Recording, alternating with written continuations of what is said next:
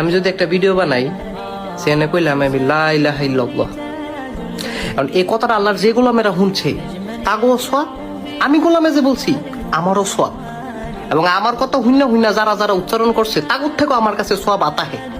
এটারে কয় ব্যবসা, যে ব্যবসার কোনো লস নাই।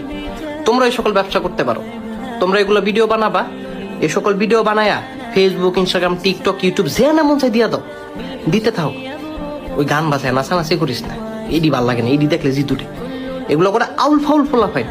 তোমরা কি আউল ফাউল ফোলা ফাইন নাকি? তোমরা তো ভদ্র ফোলা ফাইন। এগুলো করবা না, ওকে? যত সব আশাফুল মাকলুকাত। লাভলি।